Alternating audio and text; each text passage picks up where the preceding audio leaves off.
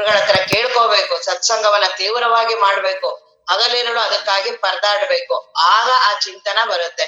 ಯಾವಾಗ ಜ್ಞಾನ ಚಿಂತನ ಬಂತು, ಇನ್ನ ಬದುಕಿಗೆ ಏನೂ ಅರ್ಥ ಇಲ್ಲ. ಅವ್ನ್ ಮಾಮೂಲಿಯಾಗಿ ಬದುಕಕ್ ಸಾಧ್ಯನೇ ಇಲ್ಲ. ನಾನ್ ಆರಾಮಾಗಿ ತಿಂತಾ ಇದ್ದೀನಿ, ಆರಾಮಾಗಿ ಊಟ ಮಾಡ್ತಾ ಇದ್ದೀನಿ, ಟೈಮ್ ಸರಿಯಾಗಿ ಟೈಮ್ ಟೇಬಲ್ ಹಾಕೊಂಡು ನಾನು ಎಲ್ಲವನ್ನು ಅವನ್ ಮುಮುಕ್ಷು ಆಗೋ ಸಾಧ್ಯನೇ ಇಲ್ಲ. ಯಾರು ಮುಮುಕ್ಷು ಇರ್ತಾನೋ ಅವನ್ ಮಾಮೂಲಿ ಜೀವನ ಆಗೋದಿಲ್ಲ ಅವನಿಗೆ. ಆತ್ಮಜ್ಞಾನ ಆದ್ಮೇಲೆ ಅವನ ಸ್ಥಿತಿ ನಾರ್ಮಲ್ ಬರುತ್ತೆ. ಆತ್ಮವಸ್ತುವನ್ನ ಅನುಭವಿಸಿದಾಗ್ಲೂ ಪ್ರಾರಂಭದಲ್ಲಿ ಆಗೋದಿಲ್ಲ. ರಮಣ ಮಹರ್ಷಿಗಳಿಗೆ ಸಡನ್ ಆಗಿ ಆಯ್ತು ಆತ್ಮವಸ್ತುವಿನ ಅನುಭವ. ತೀವ್ರ ಚಿಂತನ ಬಂತು, ದೇಹಾದಿಗಳದ್ದು ಅವ್ರಿಗೆ ಪುನಃ ಅವ್ರಿಗೆ ದೇಹಾದಿ ಒಳಗಡೆ ಬರಕ್ ಆಗ್ಲೇ ಇಲ್ಲ ಅವರಿಗೆ.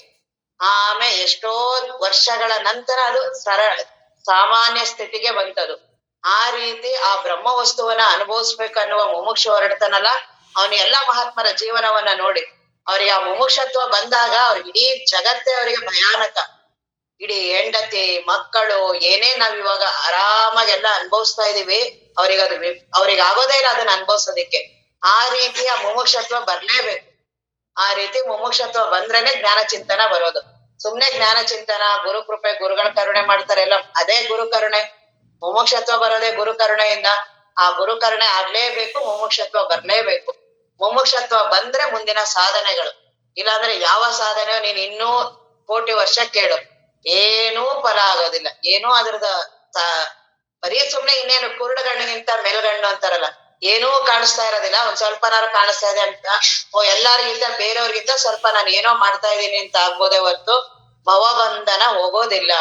ಏನು ಎಲ್ಲಾದ್ರಕ್ಕಿಂತ ಅತ್ಯಂತ ದುಃಖ ಏನಿದೆಯಲ್ಲ, ಜನನ ಮರಣದ ದುಃಖ, ಅದೇ ಅತ್ಯಂತ ದುಃಖ. ಶಂಕರಾಚಾರ್ಯರಾಗ್ಲಿ ಎಲ್ಲಾರು ಆಗ್ಲಿ ಈ ಭವಬಂಧನಕ್ಕೆ ಎದುರನೇ ಆತ್ಮಜ್ಞಾನ ಪಡೆದಿದ್ದು. ಪುನರಪಿ ಜನನಂ ಪುನರಪಿ ಮರಣಂ ಪುನರಪಿ ಜನನಿ ಜಠರೇ ಶಯನ ಇಹ ಸಂಸಾರೆ ಬಲು ದುಸ್ತಾರೆ ಪಾಹಿ ಮುರಾರೆ. ಅವ್ರಿಗೆ ಭಯಾನಕ ಅನಿಸ್ತಿದೆ ಹುಟ್ಟು ಸಾವುಗಳು. ನಾವು ಪ್ರತಿ ವರ್ಷ ಹುಟ್ಟುದಬ್ಬ ಮಾಡ್ಕೊಳ್ತೇವೆ ಖುಷಿಯಿಂದ. ನಾವೆಲ್ಲಿ ಮಹಾತ್ಮರ ಚಿಂತನೆಯಲ್ಲಿ ಆದ್ರೆ ನಾವು ದಿನಾ ಸತ್ಸಂಗ ಕೇಳ್ತೀವಿ, ಒಂದು ದಿನಾನೂ ಬಿಡದೆ ಕೇಳ್ತೀವಿ. ಎಲ್ಲಿ ನಮ್ಮ ಚಿಂತನ ಎಲ್ಲಿ ಬಂದಿದೆ, ಮುಮುಕ್ಷತ್ವ ಎಲ್ಲಿ ಬಂದಿದೆ? ಅವರಿಗೆ ಅನ್ನಿಸ್ತು ಏನಿದು ಜನನ, ಎಷ್ಟು ಕೆಟ್ಟದಾಗಿದೆ. ಆ ಜನನ ದುಃಖ ಏನ್ ಸಾಮಾನ್ಯನ? ಆ ಜನನದ ದುಃಖವನ್ನ ಎಲ್ಲ ಗರ್ಭೋಪನಿಷತ್ತೆ ಹೇಳತ್ತೆ ನೋಡಿ ಅದನ್ನ. ನಾನು ಹೇಗ್ ಹುಟ್ಟದೆ, ನಾನು ಸುಮ್ನೆ ಏನೋ ಯಾವ ಕರ್ಮದ ಇದ್ರಿಂದನೋ ಗೊತ್ತಿಲ್ಲ, ಯಾವ್ದೋ ಪರಿಸರದಲ್ಲಿ ಹುಟ್ತೀನಿ, ಎಲ್ಲೋ ಹುಟ್ಟತೀನಿ. ಅವ್ರಿಗೆಲ್ಲ ಗಾಬರಿ ಆಯ್ತು ಮಹಾತ್ಮರಿಗೆ. ಎಷ್ಟೋ ಜನ ಮಹಾತ್ಮರು ಬರಲ್ಲ ಅಂದ್ರು ಗರ್ಭದಿಂದ ಆಚೆಗೆ. ಬಂದ್ರೆ ಇಲ್ಲಿ ವಿಪರೀತ ದುಃಖ ಬರದೇ ಇಲ್ಲ. ಎರಡು ಸಲಿ 3 ಸಲಿ ಗರ್ಭ ಇದೆಲ್ಲ ನಿಂತು ಆಮೇಲೆ ಅವರು ಬೇಡ ಸಾಕು ಹುಟ್ಟು ಸಾವುಗಳು, ಏನ್ ಅದನ್ನೇ ಹುಟ್ಟೋದು ಮಾಡ. ಆ ರೀತಿ ಮುಮುಕ್ಷತ್ವ ಬರ್ಲೇಬೇಕು. ಆ ರೀತಿ ಮುಮುಕ್ಷತ್ವ ಬಂದಿಲ್ಲ. ಯಾವ ಜ್ಞಾನ ಚಿಂತನೆನು ಎಲ್ಲಾರಿಗೂ ಹೇಳಕ್ ಕಲಿಬೋದು, ಚೆನ್ನಾಗಿ ಹೇಳ್ತೀನಿ ನಾನು ಅನಿಸ್ಬೋದು, ನನ್ನದು ಯಾವ ದುಃಖಗಳು ಹೋಗೋದಿಲ್ಲ. ಮುಮುಕ್ಷತ್ವ ಬರ್ಬೇಕು, ಗುರು ಭಕ್ತಿ ಮಾಡ್ಲೇಬೇಕು, ಗುರುಗಳಲ್ಲಿ ಶರಣಾಗ್ಲೇಬೇಕು, ಹಗಲಿರುಳು ಅದಕ್ಕಾಗಿ ಬದುಕು ಚಿಂತನ ಮಾಡ್ಲೇಬೇಕು. ಯಾರಿಗೆ ಮುಮುಕ್ಷತ್ವ ಬರುತ್ತೆ ಅವ್ರ ಮಾಮೂಲಿ ಇರೋದಕ್ ಸಾಧ್ಯ ಇಲ್ಲ. ಹಾಗಾಗಿ ಆ ಮುಮುಕ್ಷತ್ವ ಬಂತಲ್ಲ, ಅವನಿಗೆ ಬಹಳ ಗಾಬರಿ ಆಗಿದೆ. ಏನಿದು, ಯಾಕೆ ನಾನು ಇಷ್ಟೊಂದು ಕಷ್ಟಗಳನ್ನ ಅನುಭವಿಸಿದೀನಲ್ಲ, ಏನಿದು ಸಂಸಾರದ ಕಷ್ಟಗಳು, 1 2 ವಿಪರೀತ ಕಷ್ಟಗಳು. ಕೆಲವು ಸಲ ಆ ಕಷ್ಟದಿಂದನೇ ಮಹಾತ್ಮರ ಆತ್ಮಜ್ಞಾನವನ್ನ ಪಡೆದಿರೋದು. ಎಲ್ಲಾ ಬದುಕಲ್ಲಿ ತುಂಬಾ ಚೆನ್ನಾಗಿ ವೈಭೋಗದಲ್ಲಿ ಇದ್ದಿದ್ದು, ಅದರಿಂದ ಆತ್ಮಜ್ಞಾನ ಪಡೆದವ್ರನ್ನ ಇಬ್ಬರನ್ನೇ ಅಂತಾರೆ, ಮಹಾತ್ಮ ಬುದ್ಧ ಮತ್ತೆ ಮಹಾವೀರರು. ಅವ್ರಿಬ್ರೇ ರಾಜರಾಗಿದ್ದವ್ರು ಇದಾಗಿರೋದೇ ಹೊರತು ಇನ್ನೆಲ್ಲರೂ ಬಡತನದಲ್ಲಿ ಹುಟ್ಟಿರೋದೇ ಮಹಾತ್ಮರು. ಅದು ಒಂದೊಂದು ಸಲಿ ವರ ಅದು ಅನ್ಸುತ್ತೆ. ನಾವೇನ್ ಅನ್ಕೊಳ್ತೀವಿ, ದೇವರ ಕೃಪೆಯಿಂದ ನನಗೆಲ್ಲಾ ವೈಭೋಗಗಳು ಬಂದಿದೆ, ಒಳ್ಳೆ ಜನ್ಮ ಬಂದಿದೆ, ಬದುಕ್ ಬಂದಿದೆ. ಆದ್ರೆ ಮಹಾತ್ಮರೆಲ್ಲ ಅದೆಲ್ಲ ಪೆಟ್ಟು ಬಿದ್ರೆ ಸ್ವಲ್ಪ ದೇವರ ಕಡೆ ತಿರುಗ್ತಾರೆ. ಇಲ್ಲಾಂದ್ರೆ ಬಹಳ ಅಹಂಕಾರ ಬಂದು ಏನ್ ಮಾಡಿದ್ರು ದೇವ ಚಿಂತನೆ ಬರಲ್ಲ. ಅದು ಇನ್ನೂ ವಿಪರೀತವಾಗಿ ಸಂಸಾರದಲ್ಲಿ ಮುಳುಗೋ ಹಾಗೆ ಮಾಡುತ್ತೆ. ಕೆಲವು ಸಲ ಪ್ರತಿಯೊಬ್ಬರಿಗೂ ಪೆಟ್ಟು ಬೀಳುತ್ತೆ ಸಂಸಾರದಲ್ಲಿ. ಅದಿರೋದೇ ಸಂಸಾರ ಆ ರೀತಿ. ಇವರಿಗೆ ನಾವು ದೂರದಿಂದ ಅವ್ರಿಗೆ ಏನು ಇಲ್ಲ, ಅವ್ರು ಹುಟ್ಟದಾಗಿದ್ದಾರೆ ಚೆನ್ನಾಗಿದ್ದಾರೆ ಅಂತ ಅವ್ರು ನಮಗೆ ಅಂತ ಒಬ್ರಿಗೊಬ್ರು ನಾವು ಒಬ್ರಿಗೆ ಸಮಾಧಾನ ಮಾಡ್ಕೋತೀವಿ ಹೊರ್ತು ಅವ್ರವ್ರಿಗೆ ಗೊತ್ತು ಸಂಸಾರದಲ್ಲಿ ಎಂತೆಂತ ಪೆಟ್ಟುಗಳು ಬೀಳುತ್ತೆ. ದುಡ್ಡನ್ ಬೀಳತ್ತೆ, ಹೆಂಡತಿದ್ ಬೀಳತ್ತೆ, ಮಕ್ಕಳದ್ ಎಲ್ಲಾ ಬೀಳತ್ತೆ. ಆ ಗುರುಗಳ ಹತ್ರ ಬರ್ತೀವಿ, ಅವಾಗ ಒಂದ್ ಸ್ವಲ್ಪ ಸಮಾಧಾನ ಆದ ತಕ್ಷಣ ಪುನಃ ವಾಪಸ್ ಆ ಸಂಸಾರದಲ್ಲೇ ತನ್ಮಯ ಆಗ್ತೀವಿ. ಜ್ಞಾನ ಚಿಂತನ ಹೌದು, ಆ ರೀತಿ ಪೆಟ್ಟು ಬಿದ್ದಿದೆ, ಮುಂದೆ ಒಂದು ದಿನ ಪುನಃ ವಾಪಸ್ ಬರುತ್ತೆ, ನಾನು ಒಂದು ದಿನ ಇಲ್ದೇ ಇರಂಗ್ ಆಗ್ತೀನಿ, ಈ ಗಾಬರಿ ಆಗೋದೇ ಇಲ್ಲ. ಅದೊಂದು ಪಾಠದ ತರ ಕಲ್ತ್ಕೊಂಡ್ಬಿಡ್ತೀನಿ. ಏನ್ ಎಲ್ಲಾರು ಒಂದಿನ ಹೋಗ್ತೀನಿ. ಜಗತ್ತಲ್ಲಿ ಅತ್ಯಂತ ಆಶ್ಚರ್ಯ ಅಂತ ಅವರು ಯಮಧರ್ಮರಾಯನಿಗೆ ಮತ್ತೆ ಧರ್ಮರಾಯನಿಗೆ ಆ ಪ್ರಶ್ನೋತ್ತರ ನಡೆಯುತ್ತಲ್ಲ, ಅವಾಗ ಅದನ್ನೇ ಹೇಳ್ತಾರೆ, ಅತ್ಯಂತ ಆಶ್ಚರ್ಯ ಯಾವುದು ಜಗತ್ತಲ್ಲಿ, ಎಲ್ಲರೂ ಸಾಯ್ತಾರೆ, ನಾನ್ ಮಾತ್ರ ಸಾಯಲ್ಲ. ನನಗ್ ಒಂದು ದಿನನಾದ್ರೂ ಅನ್ಸಿದ್ಯಾ ನಾನ್ ಸಾಯ್ತೀನಿ ಅಂತ? ಸಾಯ್ತೀನಿ ಅನ್ನೋನ್ ಆರಾಮಾಗಿ ಇರಕ್ಕಾದ್ರೂ ಹೆಂಗಾಗತ್ತೆ? ಸಾವಿನ ಭಯ ಬಂದಿರೋನಿಗೆ ಆರಾಮ್ ಇರಕ್ ಹೆಂಗಾಗತ್ತೆ ಅವನಿಗೆ? ಬರೀ ಬಂದಿರೋರಂಗೆ ಮನಸ್ಸು ನಾಟಕ ಮಾಡ್ತಿರತ್ತೆ. ನನಗೇನೋ ಬಹಳ ಸಾವಿನ ಭಯ ಬಂದಿದೆ, ಹೌದು ಎಲ್ಲ ಒಂದಿನ ಸತ್ತೋಗುತ್ತೆ, ಇದೆಲ್ಲ ಅನಿತ್ಯ, ಇದೆಲ್ಲ ಬರೀ ತಿಳುವಳಿಕೆ, ಇದ್ರಿಂದ ಏನೂ ಆಗೋದಿಲ್ಲ. ಆ ಸತ್ಯ ಯಾರಿಗೆ ಸಾವಿನ ಭಯ ಬರುತ್ತಲ್ಲ ಅವನಿಗೆ ಗೊತ್ತು ಅದ್ರದ್ದು ಪರದಾಟ, ಆ ಗಾಬರಿ ಅವನಿಗಿದು. ಅವ್ನ್ ಮಲ್ಗಕ್ಕಾಗಲ್ಲ, ನಿದ್ರೆ ಮಾಡಕ್ಕಾಗಲ್ಲ, ಊಟ ಮಾಡಕ್ಕಾಗಲ್ಲ. ಅಂತ ಮುಮುಕ್ಷತ್ವ ಬರ್ಬೇಕು. ಅಂತ ಮುಮುಕ್ಷತ್ವ ಬಂದ್ರೆ ಇಂಥ ಜ್ಞಾನ ಚಿಂತನ ಮೈಗೂಡುತ್ತೆ, ಇಲ್ಲಾಂದ್ರೆ ಮೈಗೂಡೋದಿಲ್ಲ. ಅಂತದ್ದು ಇನ್ನೂ ಮುಮುಕ್ಷತ್ವ ಬಂದಿರುವ ಗುರುಗಳನ್ನ ಬೇಡ್ಬೇಕಾಗಲಿರಳು. ಬದುಕು ಪ್ರತಿದಿನ ರಾಮಕೃಷ್ಣ ಪರಮಹಂಸರ ಅಂತ ದೊಡ್ಡ ಮಹಾತ್ಮರು ಒಂದು ದಿನ ನಂದು ಇವತ್ತು ಹೋಯ್ತು, ವೇಸ್ಟ್ ಆಯ್ತು ನಂದು ಅಂತಿದ್ರು ಅವ್ರು. ನನಗೆ ದೇವಿಯ ಸಾಕ್ಷಾತ್ಕಾರ ಆಗಿಲ್ಲ, ನನಗೆ ದೇವಿ ಕಾಣಿಸಿಲ್ಲ, ದೇವ್ರನ್ನ ಕಾಣಿಸಿ ನನ್ನ ಬದುಕು ಹೋಯ್ತು, ಯಾವಾಗ ಬೇಕಾದ್ರೂ ನನ್ನ ಜೀವನ ಹೋಗ್ಬೋದು. ಸಾಯಂಕಾಲ ಸೂರ್ಯ ಮುಳುಗ್ತಿದ್ರೆ ಅವ್ರಿಗೆ ಬಹಳ ತಾಪ, ಅವರಿಗೆ ನೆಲದಲ್ಲೆಲ್ಲ ಬಿದ್ದು ಹೊರನಾಡ್ತಿರ್ತಾರೆ. ಎಲ್ಲಾ ಹೊರಗಿನ ಜನಗಳು, ದೇವಸ್ಥಾನದವರೆಲ್ಲ ಏನೋ ಪಾಪ ಕಷ್ಟ ಆಗಿರ್ಬೇಕು, ಏನೋ ಒಳಗಡೆ ಕಾಯಿಲೆ ಆಗಿರ್ಬೇಕು, ಎಲ್ಲ ಅವ್ರ ತಾಯಿದು ದುಃಖ ಆಗಿರ್ಬೇಕು, ತಾಯಿ ಬಿಟ್ಟು ಬಂದಿರೋದಿರ್ಬೇಕು ಅಂತ ಅವರಿಗೆ ನನ್ನ ಬದುಕು ಹೋಗ್ತಾ ಇದೆ, ಇದು ಇವತ್ತೊಂದು ದಿನ ಹೋಯ್ತು ನಂದು ಅಂತ. ತಾಯಿ ನೀನ್ ನನಗ್ ಕಾಣಿಸಿಲ್ಲ, ನಿಜವಾಗ್ಲೂ ನೀನ್ ಇದೆಯಾ? ಹಾಗೆ ಸಾಧಕ ಇರ್ಲೇಬೇಕಷ್ಟು ಮುಮುಕ್ಷತ್ವ. ಆ ಮುಮುಕ್ಷತ್ವ ಬಂದಿಲ್ಲ, ಗುರುಗಳಲ್ಲಿ ಪ್ರಾರ್ಥನೆ ಮಾಡ್ಲೇಬೇಕು. ಇಲ್ಲಾಂದ್ರೆ ಯಾವ ಕ್ಷಣದಲ್ಲಿ ಯಾವಾಗ ಬೇಕಾದ್ರೂ ಜೀವನ ಏನ್ ಬೇಕಾದ್ರೂ ಆಗ್ಬೋದು. ನನ್ನ ಕೈ ಮೇಲಿಲ್ಲ, ಬಹಳ ಅಹಂಕಾರ ಪಡ್ಬೇಡಿ, ಏನೂ ಯೋಗ್ಯತೆ ಇಲ್ಲ, ಏನೇನೂ ಯೋಗ್ಯತೆ ಇಲ್ಲ. ಆದ್ರೆ ಬಹಳ ಈ ಮನಸ್ಸು, ಈ ನಮ್ದೆಲ್ಲ ಅಹಂಕಾರ ಇದೆಲ್ಲ, ನನಗೇನೋ ಬಹಳ ಸಾಮರ್ಥ್ಯ ಇದೆ, ನಾನು ಹಾಗ್ ಮಾಡ್ತೀನಿ ಹೀಗ್ ಮಾಡ್ತೀನಿ, ಯಾವ್ದೋ ಭ್ರಮೆಯಲ್ಲಿ ಮುಳುಗಿದ್ಯಾ ನೀನು. ಒಂದೇ ಸೆಕೆಂಡ್ ಸಾಕು ಪ್ರಕೃತಿಯ ಹೊಡೆತಕ್ಕೆ, ಒಂದೇ ನಿಮಿಷದಲ್ಲಿ ನೀನ್ ಎಂತ ದೊಡ್ಡವನಿದ್ರು ಕೆಳಗಿಳಿದ್ ಬಿದ್ದೋಗ್ತೀಯ. ಅಂತ ಅನಿತ್ಯದ ಬಗ್ಗೆ ದರ್ಶನ ಮಾಡ್ತಿರೋ, ಪ್ರತಿದಿನ ದರ್ಶನ ಮಾಡು. ಆ ರೀತಿ ದರ್ಶನ ಆಗ್ಬೇಕಂದ್ರೆ ಗುರುಗಳಲ್ಲಿ ಬೇಡ್ಕೋ, ಗುರುಗಳಲ್ಲಿ ಪ್ರಾರ್ಥನಾ ಮಾಡು. ಯಾವ ಗುರುಗಳಿದೆಯೋ ಅವರಲ್ಲಿ ಪ್ರಾರ್ಥನಾ ಮಾಡು. ಆಗ ಈ ಮುಮುಕ್ಷತ್ವ ಬರುತ್ತೆ. ಮುಮುಕ್ಷತ್ವ ಬಂದಿರೋನು ಆರಾಮಿರಕ್ ಸಾಧ್ಯ ಇಲ್ಲ, ಅವನಿಗೆ ಆಗೋದೇ ಇಲ್ಲ. ಎಲ್ಲ ನಾನು ಒಂದು ದಿನ ಸತ್ತೋಗ್ತೀನಿ ಅಂತ ಗಾಬರಿ ಆಗಿರೋನಿಗೆ ಇವ್ರ ಜೊತೆ ಆರಾಮಾಗಿ ಬೆಳಗ್ಗೆ ತಿಂಡಿ ನಾನು ಇಷ್ಟೊತ್ತಿಗೆ ಮಾಡ್ಬೇಕು, ಟೀ ಕುಡಿಯಬೇಕು, ನಂದು ಏನೇನಿದೆ ಮಧ್ಯಾಹ್ನ ಸರಿಯಾಗಿ ಟೈಮ್ ಟೇಬಲ್, ಇವನ್ನೆಲ್ಲಾ ನೀಟಾಗಿ ಮಾಡ್ಕೊಂಡು, ಐರನ್ ಬಟ್ಟೆಗಳು, ಐರನ್ ಇದು, ನನ್ಗೆ ಇಂಥದೇ ಬೇಕು, ಇಂಥದ್ದಾಗಲ್ಲ. ಮುಮುಕ್ಷತ್ವ ಹೆಂಗಿದೆ? ನಾನು ಸಾಧಕನೇ ಆಗಿಲ್ಲ ಇನ್ನು, ನಾನು ಸಾಧಕ ಅವಸ್ಥೆನೇ ಬಂದಿಲ್ಲ. ಸಾಧಕ ಅವಸ್ಥೆ ಬಂದಿರೋವನಿಗೆ ದಿಗ್ಭ್ರಮೆ, ಅವನಿಗೆ ಬಹಳ ಗಾಬರಿ, ಅವನಿಗೆ ಸಾವಿನ ಭಯ ಎಲ್ಲದಕ್ಕಿಂತ ಹೆಚ್ಚಾಗಿ. ಯಾವ ಕ್ಷಣದಲ್ಲಿ ಬೇಕಾದ್ರೂ ಬರ್ಬೋದದು. ನೀನ್ ಸತ್ಸಂಗ ಮಾಡ್ತಿದ್ಯಾ, ಬಹಳ ವರ್ಷ ಕೇಳಿದ್ಯಾ, ಇಲ್ಲಿ ಕುತ್ಕೊಂಡ್ ಕೇಳ್ಬೇಕಾರೆ ಸತ್ಸಂಗ ಮಾಡ್ಬೇಕಾದ್ರೆ ಬರಲ್ಲ ಅಂತಿಲ್ಲ, ಅವ್ರಿಗೆ ಬೇಗ ಬಂದ್ರು ಬರ್ಬೋದು. ನಮ್ ಗುರುಗಳ ಅಪ್ಪಾಜಿನೇ ಹೇಳ್ತಾನೆ ಗುರುಗಳು ಹೋದ್ರು ಹೋಗ್ಬಿಡ್ಬೋದು ಅಂತ. ಆ ರೀತಿ ಆ ಸಾವಿಗೆ ಏನೂ ಗೊತ್ತಿಲ್ಲ, ನೀನ್ ಯಾರು, ಏನು, ಎಲ್ಲಿದ್ಯಾ, ಏನ್ ಮಾಡ್ತಿದ್ಯಾ, ಬಹಳ ಏನು ಅದಕ್ಕೆ ಸ್ಪರ್ಶನೇ ಇಲ್ಲ. ಅದಕ್ಕೆ ಯಾವ ಕ್ಷಣದಲ್ಲಿ ಬೇಕಾದ್ರೂ ಬರ್ಬೋದು. ಅದನ್ನ ಬೇಗ ಚೆನ್ನಾಗಿ ಉಪಯೋಗಿಸಿ ಆತ್ಮನಿಗಾಗಿ, ಆತ್ಮ ಜ್ಞಾನಕ್ಕಾಗಿ ಬಳಸು. ಆಗ ಈ ಜ್ಞಾನ ಚಿಂತನ ಅಮೃತ. ನಿಜಗುಣರ ಒಂದೊಂದು ಮಾತು ಅವರಿಗೆ ಅಮೃತ. ಯಾರಿಗೆ ಮುಮುಕ್ಷತ್ವ, ಯಾರಿಗೆ ವಿಪರೀತ ಬಾಯಾರಿಕೆ ಆಗಿದೆ, ಆಗ ಅವನು ಯಾರಾದ್ರೂ ನೀರ್ ಕೊಡ್ಬೇಕು, ಯಾರು ಕೊಡ್ಲಿ, ಅಲ್ಲಿ ಏನಾದ್ರೂ ಅವನು ನೋಡ್ತಾನ? ಅವನು ಜಾತಿ ಭೇದ, ಹೆಣ್ಣು ಗಂಡು, ಸಮಾಜ, ಇದು ಅದು ಏನೋ ಪ್ರಜ್ಞೆ ಇಲ್ಲ ಅವನಿಗೆ. ಒಂದು ದೊಡ್ಡ ನೀರ್ ಸಿಕ್ಕಿದ್ರೆ ಸಾಕ ಹಂಗೆ ಮುಮುಕ್ಷ ಇರ್ತಾನೆ. ಅವನಿಗೆ ಈ ರೀತಿಯ ಜ್ಞಾನಗಳು, ಮಹಾತ್ಮ, ಅವನು ಹಗಲಿರುಳು ಪರದಾಡ್ತಿರ್ತಾನೆ. ಅದಕ್ಕೆ ಎಲ್ಲಾರು ಮನೆ ಬಿಟ್ರು. ಅವ್ರಿಗೆ ಏನೂ ಗೊತ್ತಿಲ್ಲ, ಕೆಲವರಿಗೆಲ್ಲ ಗುರುಗಳು ಎಲ್ಲಿದ್ದಾರೆ ಗೊತ್ತಿಲ್ಲ, ಏನೂ ಗೊತ್ತಿಲ್ಲ. ಬಹಳ ಗಾಬರಿಯಾಗಿ ಅವ್ರಿಗೆ ಇರಕ್ಕಾಗ್ಲಿಲ್ಲ ಮನೆಯಲ್ಲಿ. ಹೊರಟ್ರು ಗುರುಗಳನ್ನ ಅರಸಿ.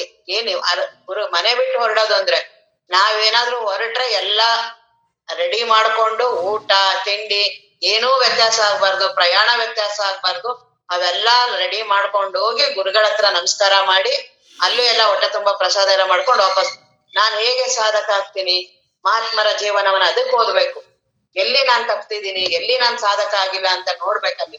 ಅಲ್ಲೆಲ್ಲಾ ಸಾಧಕರು ಎಷ್ಟು ಪರದಾಡ್ತಿದಾರೆ, ಅದೆಲ್ಲ ದೊಡ್ಡ ದೊಡ್ಡ ಮಹಾತ್ಮರು. ಅವರೆಲ್ಲ ಗುರುಗಳನ್ನ ಅರಸೋದಕ್ಕೋಸ್ಕರ ಮನೆಯನ್ನ ಬಿಟ್ರು. ಚಿಕ್ಕ ಹುಡುಗರು ಉಪನಿಷತ್ತುಗಳಲ್ಲೆಲ್ಲ ಮನೆ ಬಿಟ್ರು ಅವರು.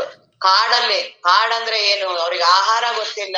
ಚಿಕ್ಕ ಜಾಬಾಲ ಆಗ್ಲಿ, ನಚಿಕೇತ ಆಗ್ಲಿ, ಸತ್ಯಕಾಮ, ಏನಿಗೂ ಅವರಿಗೆ ಸತ್ಯದ ಬಯಕೆ, ಅದ್ರದ್ದು 1% ಆದ್ರೂ ನಮಗಿದೆಯಾ? ಆದ್ರೆ ಯಾರಿಗಾರು ಉಪದೇಶ ಹೇಳಕ್ ಪ್ರಾರಂಭ ಮಾಡಿದ್ರೆ ಗುರುಗಳಿಗೆ ಗಾಬರಿ ಆಗ್ಬೇಕು, ನನಗಿಂತ ಬಹಳ ಆತ್ಮಜ್ಞಾನ ಹೇಳ್ತಾರಲ್ಲ ಇವ್ರು ಅಂತ. ಬರೀ ಬೇರೆಯವ್ರಿಗೆ ಹೇಳೋದಕ್ ಬಳಸ್ತೀನಿ, ಅದು ನನ್ನ ಬದುಕಿನಲ್ಲಿ ಅಳವಡಿಸಿಲ್ಲ. ಯಾವ ಸುಖ ದುಃಖಗಳು ಹೋಗಲ್ಲ, ಎಲ್ಲದಕ್ಕಿಂತ ಭವಬಂಧನ ಹೋಗಲ್ಲ. ಏನು ಮುಂದೆ ಜನ್ಮಗಳ ಇದೆಯಲ್ಲ, ಅವುಗಳು ಹೋಗೋದಿಲ್ಲ. ಅದರಿಂದ ಹೋಗೋದಂದ್ರೆ ಆತ್ಮಜ್ಞಾನ ಪಡಿಲೇಬೇಕು. ಆ ಆತ್ಮಜ್ಞಾನ ಪಡೆದ್ರೆ ಅದು ಬಹಳ ಸುಲಭ ಇದೆ. ಬಹಳ ವಿಪರೀತವಾಗಿ ನಾನೇ ಅವುಗಳನ್ನ ಭ್ರಮೆಗಳನ್ನ ಹಾಕೊಂಡಿದೀನಿ. ಅವ್ರು ಅದೇ ಹೇಳ್ತೀವಿ, ವಿಪರೀತ ಕಾಡ್ತಿದೆ ಇದ್ರೇನಂತೆ, ಒಂದು ಬೆಂಕಿ ಕಡ್ಡಿ ಹಚ್ಚಿದ್ರೆ ಸಾಕು. ಹಾಗೆ ಅದನ್ನ ಇಲ್ಲಿ ಹೇಳ್ತಿದ್ದಾರೆ, ಪರಿಭವ ಎಷ್ಟಾರು ಇರ್ಲಿ ಅದು ಹುಟ್ಟು ಸಾವುಗಳು ಆ ರೀತಿ ವಿಪರೀತವಾಗಿರ್ಲಿ, ಒಂದೇ ಒಂದು ಈ ಜ್ಞಾನ ಚಿಂತನ ಬರ್ಲಿ ನಿನಗೆ. ಆ ಜ್ಞಾನ ಚಿಂತನ ಬರ್ಬೇಕಂದ್ರೆ ಗುರು ಕರುಣೆ ಸುಮ್ನೆ ಜ್ಞಾನ ಚಿಂತನ ಬರೋದಿಲ್ಲ. ಗುರು ಭಕ್ತಿ ಬೇಕು. ಹಗಲಿರುಳು ನಾನು ಅದಕ್ಕಾಗಿ ಪರಿತಪಿಸ್ತಿರ್ಬೇಕು ಅಂತವರಿಗೆ ಮಾತ್ರ. ಅದಕ್ಕೆ ಕೋಟಿಲಿ ಯಾರೋ ಒಬ್ರು ಆತ್ಮಜ್ಞಾನಿಗಳಾಗೋದು. ಹೊರಡೋದು ಕೋಟಿ ಲಕ್ಷ ಜನ ಹೊರಡ್ತಾರೆ, ಅದ್ರಲ್ಲಿ ಒಬ್ಬನೇ ಒಬ್ಬ ಪಾರಾಗೋದು.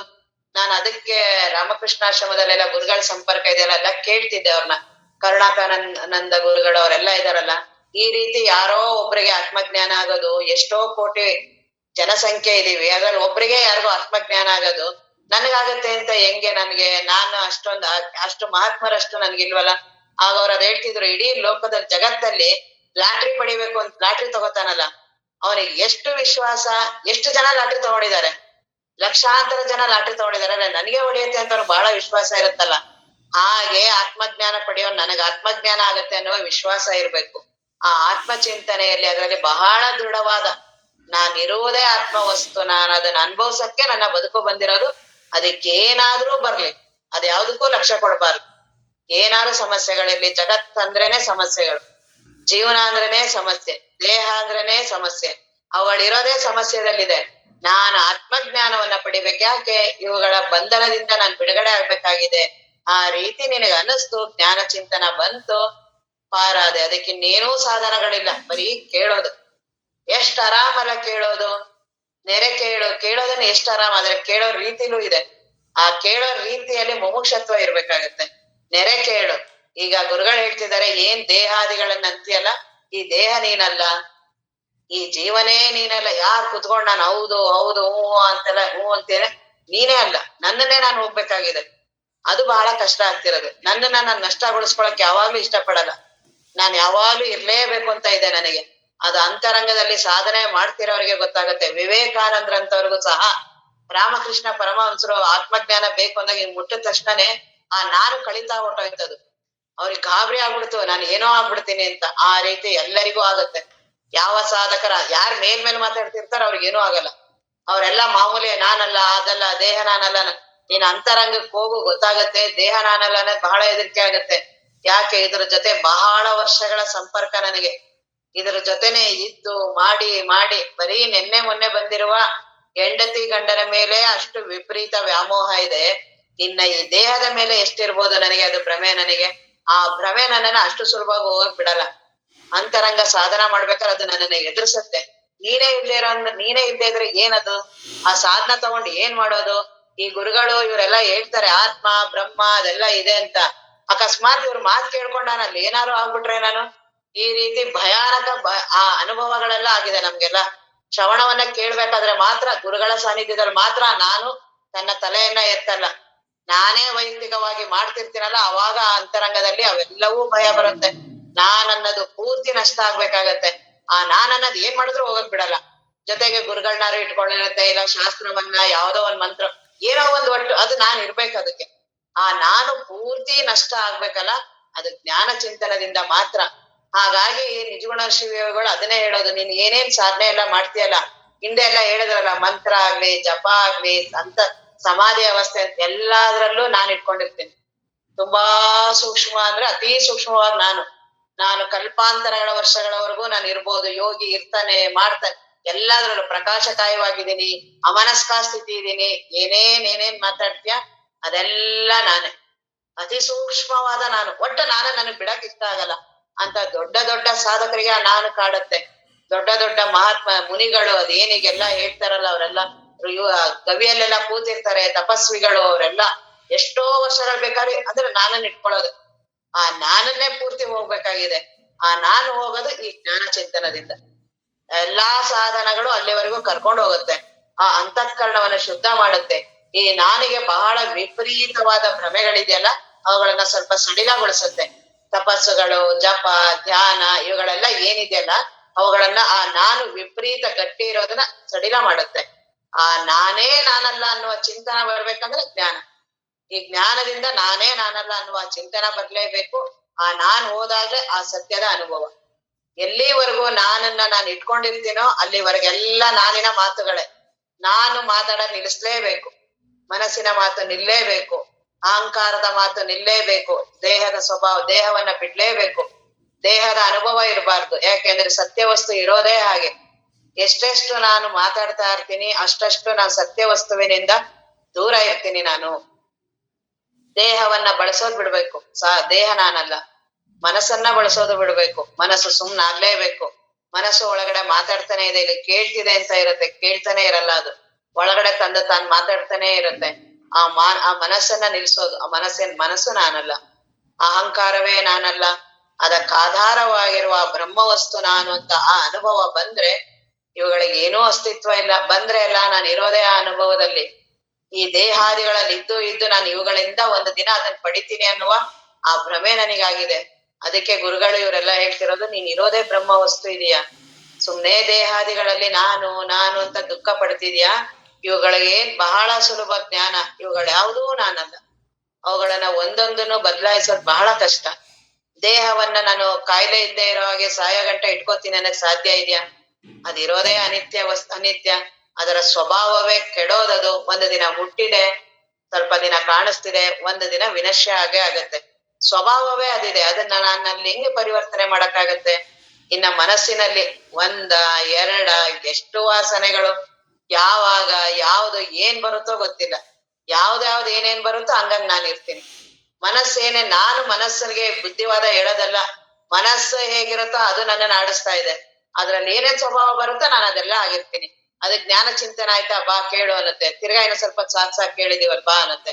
ಇಲ್ಲ ಊಟ ಮಾಡೋದು, ತಿರ್ಗಾ ಬೇಡ ಇವತ್ ಸಾಧನೆ ಮಾಡು, ಸಾಧನೆ ಮಾಡಲ್ಲ, ಕೇಳು ನನ್ನನ್ನು ಏನೇನ್ ಮಾಡ್ತಾ ಇದೆ ಎಲ್ಲ ಮನಸ್ಸೇ ಮಾಡ್ತಿರೋದು. ಆ ಮನಸ್ಸೇ ನಾನಾಗಿರೋದ್ರಿಂದ ಅದನ್ನೆಲ್ಲಾ ಅನುಭವಿಸ್ತಿರ್ತೀನಿ. ಅಲ್ಲಿ ನನಗೆ ಆಗೋದೇ ಇಲ್ಲ. ಅದನ್ನ ನಿಯಂತ್ರಣ ಮಾಡಕ್ಕೆ ಸಾಧ್ಯ ಆಗಲ್ಲ ನನಗೆ. ಅದ್ರದ್ದು ಪ್ರಬಲವಾದ ಅದಕ್ಕೆ ವಾಸನಗಳು. ಆ ವಾಸನಗಳು ಒಂದಾದ್ಮೇಲೆ ಒಂದು ತೀವ್ರವಾಗಿ ದಾಳಿ ಇಡ್ತಿರುತ್ತೆ. ನಾನು ಸ್ವಲ್ಪ ಸಾಕ್ಷಿಯಾಗಿ ನೋಡಿದಾಗ ಗೊತ್ತಾಗತ್ತೆ. ನಾನೇ ಮನಸ್ಸಾಗಿದ್ರೆ ಗೊತ್ತಾಗಲ್ಲ. ನಾನು ಬೆಳಗ್ಗೆ ಸಾಕ್ಷಿ ಆಗೋದಂದ್ರೆ ಏನಿಲ್ಲ. ಈಗ ನಾನು ಹೇಳ್ದಂಗ್ ನೋಡಿದ್ರೂ ಸಾಕ್ಷಿ ಆದಂಗೆ. ಬೆಳಗ್ಗೆ ನಾನು ಪ್ರಾರಂಭ ಎದ್ದೆ, ನಾನು ಇನ್ನ ಏನ್ ಆ ಪ್ರವಾಹ ಇದೆಯಲ್ಲ ಅದು ಒಳಗಡೆ ವಾಸನೆಗಳೇ ತಾನೆ. ಆ ವಾಸನೆಯಿಂದ ಪ್ರಾರಂಭ ಆಗತ್ತೆ. ಎದ್ದೇಳು, ಎದ್ದೆ, ಟೈಮ್ ಆಯ್ತು ನೋಡು, ಹಿಂಗಾಯ್ತು, ಹೆಂಡ್ತಿ ಮಕ್ಳು ನೋಡು, ಕರ್ತವ್ಯ ಕರ್ಮ ಮಾಡು, ಆಫೀಸ್ ಹೋಗು, ಹಿಂಗ್ ಮಾಡು, ಕೆಲ್ಸ ಮಾಡು, ಅದನ್ ಮಾಡು, ಇದನ್ ಮಾಡು, ಅವ್ರಿಂಗ್ ಮಾಡು, ಹಿಂಗ್ ತಗೋಬಾ, ನಾನ್ ಎಂತವನು ಅಂತವನು. ರಾತ್ರಿವರ್ಗುನು ಆ ವಾಸನೆಗಳು ಏನ್ ಮಾಡ್ತಿದ್ಯೋ ಹಂಗ್ ನಾನು ಇರ್ತೀನಿ. ನಾನು ವಾಸನೆಗಳನ್ನ ತಿರ್ಗಾ ಆ ವಾಸನೆಗಳಿದ್ದಂಗ್ ಮಾಡ್ತೀನಿ. ತಿರ್ಗಾ ಅದರಿಂದ ಸುಖ ದುಃಖ ಅನುಭವಿಸ್ತೀನಿ. ತಿರ್ಗಾ ವಾಸನವನ್ನ ಮಾಡ್ಕೋತೀನಿ. ಇದೇ ಆ ಮಾಡೋದು ಅನ್ಭವಿಸೋದು ಇದನ್ ಬಿಟ್ಟು ಇನ್ನೇನ್ ಮಾಡ್ತೀನಿ 80 ವರ್ಷ. ಈ ರೀತಿಯಾಗಿ ಸಾಕ್ಷಿಯಾಗಿ ಒಂದ್ ಸ್ವಲ್ಪ ವಿಚಾರ ಮಾಡಿ ನೋಡಿದ್ರೆ ಮಾತ್ರ ಗೊತ್ತಾಗತ್ತೆ. ನಾನ್ ಆ ವಾಸನೆ ಒಳಗಡೆನೆ ಸಿಗಾಕೊಂಡಿದ್ರೆ ನನಗ್ ಗೊತ್ತಾಗಲ್ಲ.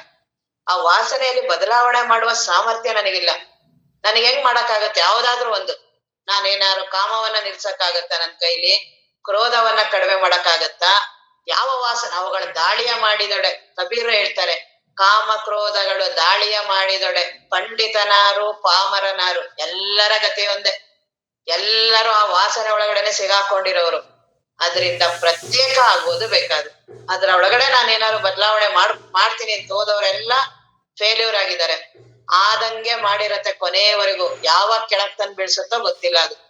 ಹಾಗಾಗಿ ದೊಡ್ಡ ದೊಡ್ಡ ಮುನಿಗಳ ಮಹಾತ್ಮ ತಪಸ್ವಿಗಳ ಜೀವನವೆಲ್ಲ ಓದಿ ಪುರಾಣಗಳಲ್ಲೆಲ್ಲ ಅದೇ ಇರೋದು. ಅವ್ರು ವಿಪರೀತವಾಗಿ ತಪಸ್ಸು ಮಾಡಿ ಎಂತೆಂಥದೋ ದೊಡ್ಡದು, ತುಂಬಾ ಮನಸ್ಸು ಉನ್ನತ ಸ್ಥಿತಿಯಲ್ಲಿರುತ್ತೆ. ಯಾವುದೋ ಒಂದು ಕ್ಷಣದಕ್ಕೆ ಕೆಳಗಡೆ ಬಂದ್ಬಿಡತ್ತೆ. ಅಂತ ಮನಸ್ಸನ್ನ ಬದಲಾವಣೆ ಮಾಡ್ತೀನಿ ಅನ್ನೋದು ಬಹಳ ಕಷ್ಟ. ನಾನಲ್ಲ ಅಂತ ಸುಲಭವಾಗಿ ಹೇಳ್ಬೋದಲ್ಲ.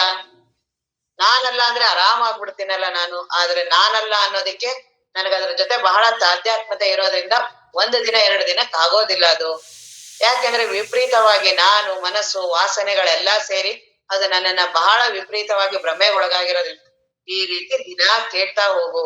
ಅದು ಕೇಳ್ತಾ ಅದರಿಂದ ಪ್ರತ್ಯೇಕತೆ ಬರುತ್ತೆ. ಆ ಮನಸ್ಸೇ ನಾನಲ್ಲ. ಆ ಮನಸ್ಸಿಗೆ ಕಾರಣವಾಗಿರುವ ಅಹಂಕಾರ ನಾನಿದೆಯಲ್ಲ, ಆ ಅಹಂಕಾರನೂ ನಾನಲ್ಲ. ಅವುಗಳಿಗೆಲ್ಲ ಆಧಾರವಾಗಿರುವಂತಹ ಬ್ರಹ್ಮವಸ್ತು ನಾನು. ಇದ್ರಲ್ಲಿ ಯಾವುದ್ರಲ್ಲೂ ನಾನಿಲ್ಲ. ದೇಹದಲ್ಲಿಲ್ಲ, ಮನಸ್ಸಿನಲ್ಲಿಲ್ಲ, ಅಹಂಕಾರದಲ್ಲಿಲ್ಲ. ಎಲ್ಲಾ ಅವುಗಳ ತನ್ಪಾಡಕ್ ತಾನು ಸತ್ಯ ವಸ್ತುವಿನ ನನ್ನ ಆಧಾರದಲ್ಲಿ ನಡೀತಿದೆ.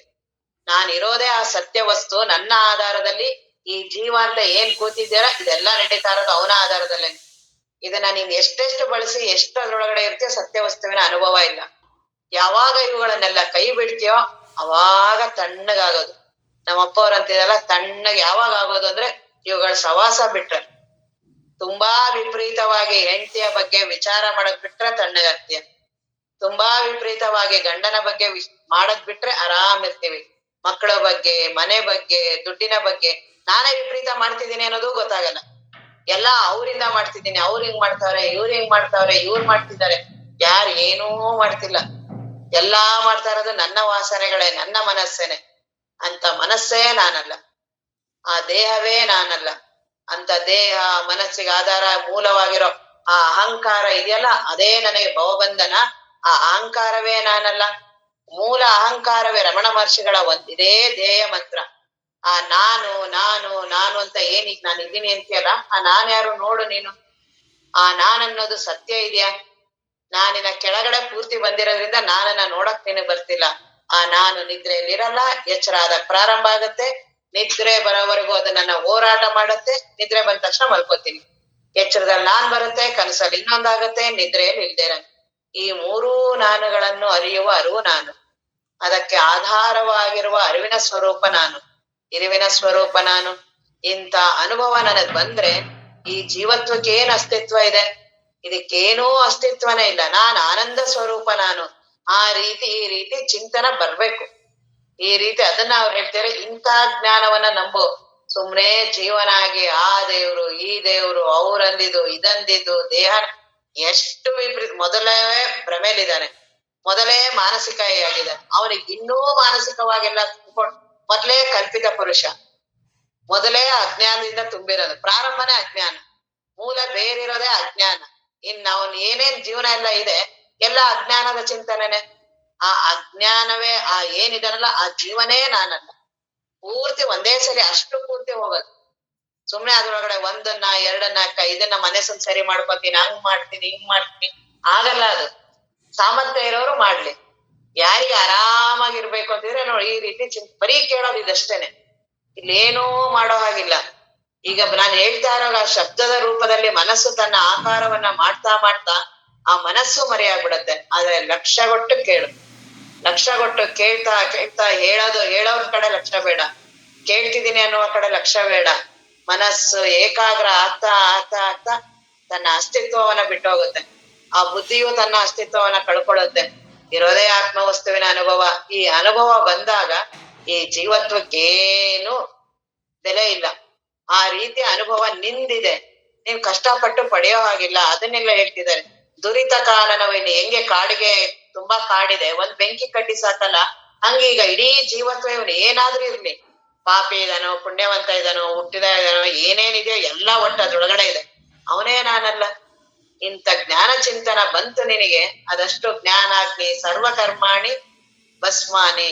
ಜ್ಞಾನ ಒಂದೇ ಸಾಕು ಮುಕ್ತಿಗೆ, ಬೇಕಾದ ಮೌನ ಧ್ಯಾನ ನೇಮಗಳೆಲ್ಲ ಮುಂದಕ್ಕೆ ಅವೆಲ್ಲ ಅವೆಲ್ಲ ಅವಶ್ಯಕತೆ ಇಲ್ಲ. ಈ ಜ್ಞಾನ ಚಿಂತನೆಯಿಂದ ನೋಡಿ ಇಡೀ ವ್ಯಕ್ತಿನೇ ನೀನಲ್ಲ ಅನ್ನುವ ಅನುಭವ ಬರುತ್ತೆ. ಪರಿಭವ ಘನಚಂಡ ಮರುತನು. ಈಗ ಬಿರುಗಾಳಿ ಬಂದಾಗ ಮೋಡಗಳೆಲ್ಲ ಚದುರೋಗುತ್ತಂತೆ. ವಿಪರೀತವಾದ ಬಿರುಗಾಳಿಗೆ ಮೋಡಗಳಿಗೆ ಏನೂ ಇರೋದಿಕ್ಕಾಗಲ್ಲ. ಹಾಗೆ ಈ ಜ್ಞಾನ ಚಿಂತನ ಬಂತು, ಈ ಜೀವ ಪೂರ್ತಿ ಆ ಮೋಡ ಹೇಗೆ ಚದುರೋಗುತ್ತಲ್ಲ ಹಂಗೆ ಇವ್ರಿಗೆ ಏನೂ ಅಸ್ತಿತ್ವ ಇಲ್ಲ. ಆ ರೀತಿಯ ಜ್ಞಾನ ಚಿಂತನವನ್ನ ಮಾಡ್ಬೇಕು. ಅಜ್ಞಾನ ತಿಮಿರ ಏನ್ ಈ ಕತ್ತಲೆಗಳೆಲ್ಲ ಇದೆಯಲ್ಲ ಅದೆಲ್ಲವೂ ಸೂರ್ಯನ ಕಿರಣ ಬಂತಂದ್ರೆ ಈ ಅಜ್ಞಾನಕ್ಕೆ ಏನಾದ್ರು ಕತ್ಲೆಗೆ ಏನಾದ್ರು ಅವಕಾಶ ಇದೆಯಾ? ಹಾಗೆ ಈ ಜ್ಞಾನ ಚಿಂತನ ಬಂತು, ಈ ಜೀವನಿಗೇನೂ ಅಸ್ತಿತ್ವ ಇಲ್ಲ. ಮಾನಸ ಕುಲಗಿರಿ ವಜ್ರ ಅನುತಾಪ. ಈ ಮನಸ್ಸೆಂಬ ಏನು ಪರ್ವತ ಇದೆಯಲ್ಲ ಆ ಪರ್ವತಕ್ಕೆ ಇದು ಬೇಕಂತೆ, ಇಂದ್ರನ ವಜ್ರಾಯುಧ ಬೇಕಂತೆ ಪರ್ವತವನ್ನ ಒಡೆಯೋದಿಕ್ಕೆ. ಅದೇ ರೀತಿ ಈ ಮನಸ್ಸಿಗೆ ಜ್ಞಾನ ಚಿಂತನ.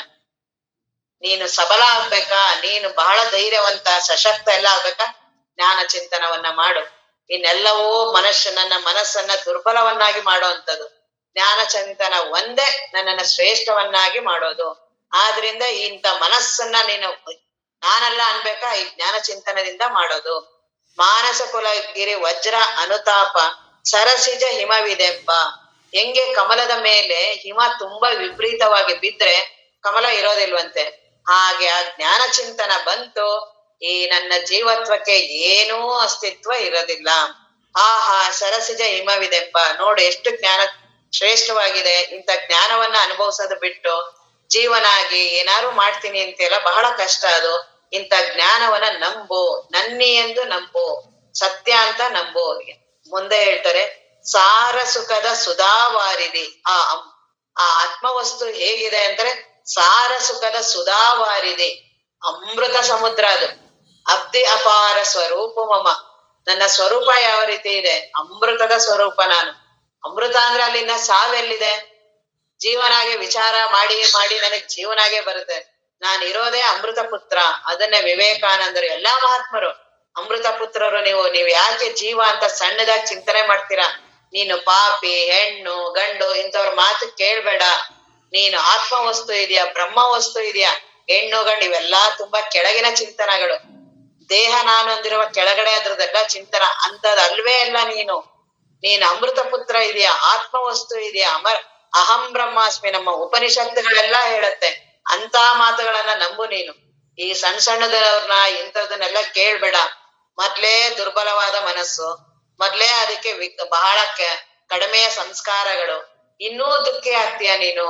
ದೇವ್ರ ಅಲ್ಲಿ ಬಂತು, ಇಲ್ಲಿ ಬಂತು, ಮೈಮೇಲ್ ಬಂತು, ಅಲ್ಲೋಯ್ತು, ಎಷ್ಟು ವಿಪರೀತ ಭಾವನೆಗಳು. ಅವೆಲ್ಲವೂ ಮನಸ್ಸನ್ನ ದುರ್ಬಲ ಮಾಡ್ತಿದೆ ಅಂತ ಗೊತ್ತಾಗಲ್ಲ. ಅವೆಲ್ಲವೂ ಅಜ್ಞಾನದ ಪರಿಣಾಮ ಅಂತ ಗೊತ್ತಾಗೋದಿಲ್ಲ. ಹಾಗಾಗಿ ಇಂಥ ಸತ್ಸಂಗವನ್ನ ಮಾಡ್ಬೇಕು. ಇಂಥ ಸತ್ಸಂಗವನ್ನ ಮಾಡೋದ್ರಿಂದ ಮನಸ್ಸಿಗೆ ಸಾಮರ್ಥ್ಯ ಬರುತ್ತೆ, ಒಂದು ಪವಿತ್ರತೆ ಬರುತ್ತೆ. ನಾನೇ ಆ ಆತ್ಮವಸ್ತು ಅನ್ನುವ ಆ ದೃಢ ವಿಶ್ವಾಸ ಬಂದ್ರೆ ಬದುಕಿನ ಯಾವ ಕಷ್ಟಗಳು ಕಷ್ಟ ಅನ್ಸಲ್ಲ, ಯಾವುದು ಸಮಸ್ಯೆಗಳಿಲ್ಲ. ಎಲ್ಲಾ ನನ್ನ ಮನಸ್ಸಿನ ದೌರ್ಬಲ್ಯಗಳು ಅಂತ ಗೊತ್ತಾಗತ್ತೆ. ನಾನೇ ನನ್ನ ಮನಸ್ಸಿನ ದೌರ್ಬಲ್ಯಗಳನ್ನ ಸಶಕ್ತ ಅವುಗಳಿಗೆ ನಾನೇ ಪುಷ್ಟಿ ಕೊಟ್ಟು ನಾನೇ ಅನುಭವಿಸ್ತಾ ಇದ್ದೀನಿ. ಏನೂ ಆಗಿಲ್ಲ, ಎಲ್ಲ ನಾನೇ ಭ್ರಾಂತಿ ಮಾಡ್ಕೊಂಡಿದ್ದೀನಿ ಅನ್ನೋದು ಗೊತ್ತಾಗಲ್ಲ. ಕನಸಿನ ಉದಾಹರಣೆ ನೋಡು ಗೊತ್ತಾಗತ್ತೆ. ಯಾರು ಬಂದಿದಾರಲ್ಲ ಕನಸಲ್ಲಿ? ನಾನೇ ದೇಹ ಅಂತ ಸೃಷ್ಟಿ, ನಾನೇ ದೇಹ ಸೃಷ್ಟಿ ಮಾಡ್ಕೊಂಡು, ನಾನೇ ಹೆಂಡತಿ ಮಕ್ಕಳನ್ನು ಸೃಷ್ಟಿ ಮಾಡ್ಕೊಂಡು ಜಗತ್ತನ್ನ ಸೃಷ್ಟಿ, ಅಷ್ಟೊಂದು ಸಾಮರ್ಥ್ಯ ಇದೆಯಲ್ಲ ಸಾಮರ್ಥ್ಯ ಕನಸಲ್ಲಿ. ಇಲ್ಲೋ ಹಾಗೆ ಇರೋದು. ಕನಸಿನಲ್ಲಿ ಎಲ್ಲಾ ಮಾಡ್ಕೊಳ್ಳುವ ಸಾಮರ್ಥ್ಯ ಮನಸ್ಸಿಗೆ ಇದೆಯಲ್ಲ, ಅದು ಎದ್ದ ತಕ್ಷಣ ಮರ್ತೋಗ್ಬಿಡ್ತೀನಿ. ನನ್ನ ಮನಸ್ಸಿಗೆ ಇಷ್ಟು ಸಾಮರ್ಥ್ಯ ಇದೆ ಅನ್ನೋದೇ ಮರ್ತೋಗ್ಬಿಡ್ತೀನಿ. ಇದೇ ರೀತಿ ಎಲ್ಲಾ ಇಡೀ ಜಗತ್ತನ್ನೇ ಅಲ್ಲಿ ಸೃಷ್ಟಿ ಮಾಡುತ್ತೆ. ಸೂರ್ಯ ಚಂದ್ರ ಏನು ನನ್ನ ಸೃಷ್ಟಿ ಅಂತ ಅಲ್ಲೇನಾದ್ರೂ ಸೂರ್ಯ ಇರಲ್ವಾ, ಚಂದ್ರ ಇರಲ್ವಾ, ಜಗತ್ತೇನಾದ್ರು ಚಿಕ್ಕದಾಗಿರತ್ತಾ? ಇಲ್ಲಿ ಹೇಗಿದೆಯೋ ಹಾಗೆ ಅಲ್ಲಿ ನನ್ನ ಮನಸ್ಸು ಸೃಷ್ಟಿ ಮಾಡುತ್ತೆ. ಮನಸ್ಸಿಗೆ ಅಪಾರವಾದ ಸಾಮರ್ಥ್ಯ ಇದೆ. ಆ ಅಪಾರವಾದ ಸಾಮರ್ಥ್ಯವನ್ನ ಜ್ಞಾನ ಚಿಂತನೆ ಬಳಸು. ಈ ಯಾವ್ದೋ ಸಣ್ಣ ಪುಟ್ಟ ಸಂಸಾರದ್ದು ಕತೆಗೆ ಗೀತೆಗೆ ಬಳಸಿದಷ್ಟು ರೋಗಿಷ್ಟ ಆಗತ್ತೆ. ರೋಗಿಷ್ಟ ಮನಸ್ಸದು. ಬರೀ ಹೆಂಡ್ತಿದು, ಮಕ್ಳದು, ಮನೆದು, ದುಡ್ಡೊಂದು, ಅದ್ರ ಚಿಂತನ ಮಾಡತ್ತಲ್ಲ, ಅದು ರೋಗಿಷ್ಟ ಮನಸ್ಸು. ಅಂತವ್ರ ಸವಾಸನೆ ಮಾಡ್ಬಾರ್ದು. ಅಂತವ್ರು ಮಾಡಿದ್ರೆ ನಮ್ದು ಮನಸ್ಸು ದುರ್ಬಲ ಆಗತ್ತೆ. ಯಾರು ಜ್ಞಾನ ಚಿಂತನ, ಆತ್ಮ ಜ್ಞಾನ, ದೇಹ ನಾನಲ್ಲ, ಈ ಮನಸ್ಸೇ ನಾನಲ್ಲ, ಅಹಂಕಾರವೇ ನಾನಲ್ಲ ಅನ್ನುವವರ ಅಂತವ್ರ ಸಹವಾಸ ಮಾಡ್ಬೇಕು. ನಮ್ಮ ಅಪ್ಪವ್ರ ಹತ್ರ ಎಲ್ಲ ಕೇಳ್ತಿದ್ರು, ನಮ್ಗೆ ಇವ್ರ ಮಹಾತ್ಮರು ಅಂತ ಹೇಗ್ ಗೊತ್ತಾಗತ್ತೆ, ಜ್ಞಾನಿಗಳು ಅಂತ ಹೇಗ್ ಗೊತ್ತಾಗತ್ತೆ ಅಂತ. ಆಗ ಅಪ್ಪವ್ರು ಹೇಳಿದ್ರದು, ಯಾರ ಸಮೀಪಕ್ಕೆ ಹೋದ್ರೆ ನಾನೂ ದೊಡ್ಡವರು ಅಂತ ಅನ್ಸತ್ತಲ್ಲ, ಅವ್ರು ಮಹಾತ್ಮರು ಇರ್ತಾರಂತ. ಹಾಗಾಗಿ ನಮ್ಮ ಅಪ್ಪವ್ರ ಹತ್ರ ಹೋದ್ರೆ ಅವ್ರೆಲ್ಲಾರು ನಮ್ಗೆ ಅದನ್ನ ಹೇಳ್ತೀರಿ. ನೀವು ಎಲ್ಲರೂ ಅವತಾರ ಪುರುಷರೇ ರೀ. ನಾವೆಲ್ಲ ಅವತಾರ ಪುರುಷರು. ಅಪ್ಪಾಜಿ ಹೇಳಿದಾಗ ರಾಮಕೃಷ್ಣ ಪರಮಹಂಸರು ಅವತಾರ ಪುರುಷನಂತೆ, ಅವ್ರ ಅವತಾರ ಪುರುಷರು, ಸಿದ್ಧ ನೀವು ಅವತಾರ ಪುರುಷರೇ, ಎಲ್ಲರೂ ಅವತಾರ ಪುರುಷರೇ. ಸತ್ಯ ವಸ್ತುವಿನ ದೃಷ್ಟಿಯಿಂದ ನಾವೆಲ್ಲರೂ ಶ್ರೇಷ್ಠರೇ. ನಾವೆಲ್ಲವೂ ಅಮೃತ ಪುತ್ರರು.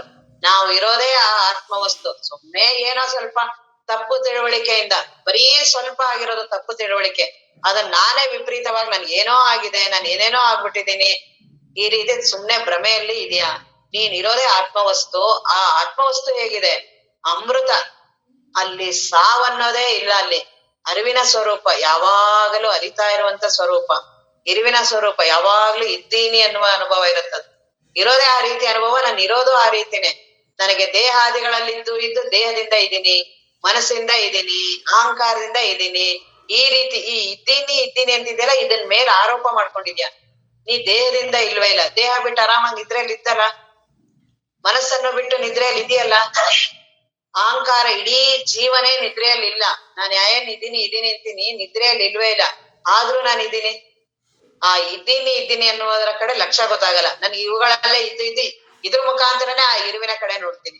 ಹಾಗಾಗಿ ಆ ಅರಿವಿನ ಸ್ವರೂಪ ನಾನು, ಇರುವಿನ ಸ್ವರೂಪ ನಾನು, ಆನಂದ ಸ್ವರೂಪ. ಇದು ಅತ್ಯಂತ ಶ್ರೇಷ್ಠ ಆನಂದ. ನಾನು ಇಲ್ಲೇನ್ ಸಣ್ಣಕ್ಕೆ ಒಂದು ಆನಂದ ಪಡೋದಕ್ಕೆ ಏನ್ ಕಷ್ಟ ಪಡ್ತೀನಿ, ಬಳಲಿಕೆ ಮಾಡ್ಕೋತೀನಿ, ಅದು ಸಾಕು ಅನ್ಸುತ್ತೆ. ಆದ್ರೆ ಅದ ಸಾಕೆನಿಸದ ಜೋಕೆಗುಂದದ ತನ್ನ ಜೋಕೆಗುಂದದ ಇದೆಯಲ್ಲ ಮುಂದೆ ಸೂತ್ರಗಳೆಲ್ಲ ಅದ್ರಲ್ಲಿ ಹೇಳ್ತಾರೆ ಹೆಂಗಿದೆ ಆತ್ಮವಸ್ತು. ಸಾಕೆನಿಸದ, ಸವೆಯದ, ಸಾಕು ಅಂತಾನೆ ಅನ್ಸೋದಿಲ್ಲ, ಮತ್ ಸವಿಯೋದು ಇಲ್ಲ. ಇಲ್ಲೆಲ್ಲ ನನಗೆ ಅನಿಸ್ತಿರತ್ತಿಲ್ಲೆಲ್ಲ ಸಾಕಂತ ನನ್ಗೆ ಅನ್ಸತ್ತಿಲ್ಲೆಲ್ಲ. ದಿನಾ ಬೆಳಗಿಂದ ರಾತ್ರಿವರೆಗೂ ಏನು ಕಷ್ಟಪಟ್ಟು ಮಾಡ್ತೀನಿ ಸಾಕಪ್ಪ ಅನ್ಸುತ್ತೆ. ಸಾಕೆನಿಸದ, ಸವೆಯದ, ಇವುಗಳ ಕೊರತೆ ಆಗ್ತಾ ಹೋಗುತ್ತೆ. ಆಗ ಆತ್ಮವಸ್ತುವಿನ ಕೊರತೆ ಇಲ್ಲ. ಸಾಕೆನಿಸದ, ಸವೆಯದ, ಬೇರೊಂದು ಬೇಕೆನಿಸದ. ನನಗಿಲ್ಲಿ ಒಂದು ಬಹಳ ಖುಷಿಯಾಗಿ ಅನುಭವಿಸ್ತೀನಿ ಜಗತ್ತಲ್ಲಿ, ಪುನಃ ಅದ್ ಸಾಕು ಅನ್ಸಿ ಇನ್ನೊಂದಕ್ಕೆ ಹೋಗ್ತೀನಿ. ಮನಸ್ಸು ಕ್ಷಣ ಕ್ಷಣ ಯಾವ್ದ್ಯಾವ್ದಕ್ ಮಾಡ್ತಿರತ್ತೋ ಅದೇ ಅದ್ ಯಾರು ಸಾಕ್ಷಿಯಾಗಿ ನೋಡ್ತಿರ್ತಾರಲ್ಲ ಆಗ ಗೊತ್ತಾಗುತ್ತೆ. ನಾನೇ ಮನಸ್ಸಾಗಿದ್ರೆ ಗೊತ್ತಾಗಲ್ಲ ನನಗೆ. ಕ್ಷಣ ಕ್ಷಣ ಕ್ಷಣ ಏನೋ ಆ ಚಂಚಲವಾದ ಮನಸ್ಸು, ಆ ಚಂಚಲವಾಗಿದೆ ಅನ್ನೋದು ಗೊತ್ತಾಗಲ್ಲ ನನಗೆ. ಒಂದ್ ಕ್ಷಣ ಇಲ್ಲಿ ಮಾತಾಡ್ತಿರತ್ತೆ, ಕ್ಷಣ ಅವ್ರ ಹತ್ರ ಹೋಗುತ್ತೆ, ಕ್ಷಣ ಇಲ್ಲಿ ಮಾಡುತ್ತೆ, ಇದ್ ತಿನ್ನತ್ತೆ, ಅದ್ ತಿನ್ನತ್ತೆ, ಅದ್ ಮಾತಾಡತ್ತೆ, ಇದ್ ನೋಡುತ್ತೆ, ಮಾಡುತ್ತೆ ವಿಪರೀತ. ಕೊನೆಗೆ ಬಳಲಿಕೆ ಆಗಿ ಪ್ರಕೃತಿನೇ ಕರ್ಕೊಂಡೋಗಿ ಮಲ್ಕೋ ಸಾಕು ಎಷ್ಟ್ ಬಳಸ್ತಿ ಅಂತ ಹೇಳ್ಕೊಂಡೋಗಿ ಮಲಗಿಸತ್ತದು. ಅವಾಗ ಸುಮ್ನಾಗ್ತೀನಿ. ಅಷ್ಟು ವಿಪರೀತ ಏನಿದೆಲ್ಲ ಅವೆಲ್ಲ ಸಾಕು ಅನ್ಸುತ್ತೆ ನನಗೆ. ಆದ್ರೆ ಆತ್ಮವಸ್ತುವಿನ ಅನುಭವದಲ್ಲಿ ಆ ರೀತಿ ಇಲ್ಲ. ಸಾಕೆನಿಸದ, ಸವೆಯದ, ತನ್ನ ಜೋಕೆಗುಂದದ. ನಾನಿಲ್ಲ ಅಂತ ಅನ್ಸೋದಿಲ್ಲ. ನಿದ್ರೆ ಅನುಭವದಲ್ಲಿ ಅದೊಂದ್ ಅನ್ಸುತ್ತೆ. ಅಲ್ಲೆಲ್ಲವೂ ಇಲ್ಲ. ದೇಹದ ಅನುಭವ ಇಲ್ಲ ನನಗೆ. ಎಲ್ ಮಲಗಿದ್ದೀನಿ ಅನ್ನುವ ಪ್ರಜ್ಞೆ ಇಲ್ಲ ನನಗೆ. ಉಸಿರಾಡ್ತಾ ಇದ್ದೀನಿ ಅನ್ನುವ ಪ್ರಜ್ಞೆ ಇಲ್ಲ. ಹಸಿವೆ ತೃಷೆಯ ಪ್ರಜ್ಞೆ ಇಲ್ಲ ನನಗೆ. ಪ್ರಾಣನೂ ನನಗೆ ಅವಶ್ಯಕತೆ ಇಲ್ಲ ನನಗೆ. ಮನಸ್ಸಿನ ಅವಶ್ಯಕತೆ ಇಲ್ಲ ನನಗೆ. ಅಹಂಕಾರದ ಅವಶ್ಯಕತೆನೂ ಇಲ್ಲ ಅಲ್ಲಿ ನನಗೆ. ಆದ್ರೆ ನಾನಿದ್ದೀನಿ ಅನ್ನುವ ಅನುಭವ ಒಂದಿಲ್ಲ ಅಲ್ಲಿ. ಇದ್ದಿದ್ರೆ ಅದೇ ಬ್ರಹ್ಮಜ್ಞಾನ ಆಗ್ತಿತ್ತು. ಹಾಗಾಗಿ ಅಲ್ಲಿ ನಾನನ್ನೋದು ಇಲ್ಲ ಅಲ್ಲಿ. ಆದ್ರೆ ಆತ್ಮವಸ್ತುವಿನಲ್ಲಿ ಆ ರೀತಿ ಅನುಭವ ಇಲ್ಲ. ತನ್ನ ಜೋಕೆಗುಂದದ, ಸಾಕೆನಿಸದ, ಸವೆಯದ, ಬೇಕೆನಿಸದ, ತನ್ನ ಜೋಕೆಗುಂದದ ಆ ರೀತಿಯ ಅನುಭವ ನಂದು. ಇರೋದೇ ನಾನು ಆ ರೀತಿಯ ಅನುಭವದಲ್ಲಿ. ನಾನ್ ಇವುಗಳಲ್ಲೆಲ್ಲ ಬಂದು ಸವಿತಾ ಇರೋಂಥದ್ದು, ಸಾಕನ್ಸಂಥದ್ದು, ನಾನ್ ಇದೀನಿ ಅಂತಾನೆ ನನಗೆ ಅನುಭವ ಇಲ್ಲದೆ ಇರೋಂಥದ್ರಲ್ಲಿ ನಾನೇ ಪರದಾಡ್ತಾ ಇದ್ದೀನಿ ಜೀವನಾಗಿ. ಆದ್ರೆ ನನ್ನ ಅನುಭವ ಆ ರೀತಿ ಇಲ್ಲ. ಅದನ್ನ ಇಲ್ಲಿ ಹೇಳ್ತಿದ್ದಾರೆ. ಸಾರ ಸುಖದ ಈ ಜಗತ್ತಲ್ಲಿ ಏನು ಸುಖ ಅದ್ರ ಮೂಲ ಇರೋದು ಎಲ್ಲಿ ಅಂತ ನೋಡೇ ಇಲ್ಲ. ಅದರ ಮೂಲ ಇರೋದು ನನ್ನಲ್ಲೇ ಆತ್ಮವಸ್ತುವಿನ. ನನಗೆ ಈ ದೇಹಾದಿಗಳಿಂದಲೇ ತಿರ್ಗಾ ಅದನ್ನು ನೋಡ್ತೀನಿ. ನಾನಿರೋದೇ ಆತ್ಮವಸ್ತು. ನನ್ನ ಆತ್ಮವಸ್ತುವಿನಿಂದ ಇವುಗಳಿಗೆಲ್ಲ ಬರೀ ಹಿಂಗೆ ಮಿಂಚ್ತಾ ಇರುತ್ತೆ, ಅದು ಗೊತ್ತಾಗೋದಿಲ್ಲ ನನಗೆ. ನನಗೆ ಒಂದು ಉದಾಹರಣೆಗೆ ಒಂದೇನಾದ್ರು ಸಿಹಿ ತಿಂಡಿ ತಿನ್ಬೇಕು ಅನ್ನಿಸ್ತು, ತಿಂದೆ ಬಾಯಿಗೆ ಇಟ್ಕೊಂಡಲ್ಲ, ಆಗ ಮನಸ್ಸು ಒಂದು ಕ್ಷಣ ನಿಲ್ತು. ಆ ನಿಂತಾಗ ಆ ಪ್ರತಿಬಿಂಬ ಆಯ್ತು ಆತ್ಮವಸ್ತುವಿನಲ್ಲಿರುವ ಆನಂದ. ಅದ್ ನನಗೇನ್ ಅನಿಸ್ತು, ಈ ವಸ್ತುವಿನಿಂದ ಬಂತು ಅಂತ. ಅದು ಮನಸ್ಸು ನಿಂತಾಗ ಅದು ಪ್ರತಿಬಿಂಬ ಆಯ್ತು ಅಂತ ಗೊತ್ತಾಗೋದಿಲ್ಲ. ಇಲ್ಲೇ ಮನಸ್ಸು ನನ್ನ ಮೋಸ ಮಾಡ್ತಿರೋದು. ಅದು ನನಗೆ ನನ್ನ ಆನಂದದಲ್ಲಿ ನನ್ನಲ್ಲೇ ಇದೆ ಅನ್ನುವ ಆ ಅನುಭವ ಬಂತು, ಆರಾಮಾಗ್ಬಿಡ್ತೀನಿ. ನಾನು ಇರೋದೇ ಆ ಅನುಭವದಲ್ಲಿ. ಅದನ್ನ ಏನ್ ಹೇಳ್ತಿದ್ದಾರೆ, ಸಾರ ಸುಖದ ಸುಧಾವಾರಿದೆ ಅಮೃತವಾದ ಸಮುದ್ರ ಅಬ್ಧಿ ಅಪಾರ ಸ್ವರೂಪ ಮಮ ಲಹರಿ ವಿಷ್ಣು ಮಹೇಶ ಧನೇಶ್. ನೀನ್ ಅಲೆಗಳೆಲ್ಲ ಇದೆಯಲ್ಲ, ಜೀವ ನಾನು, ಮನಸ್ಸು ನಾನು, ದೇಹ ನಾನು, ಇವೆಲ್ಲ ಅಲೆಗಳು. ಇವೆಲ್ಲವೂ ಅಲೆಗಳು. ಸಮುದ್ರದಲ್ಲಿ ಅಲೆಗೆ ಏನಾದ್ರೂ ಬೆಲೆ ಇದೆಯಾ?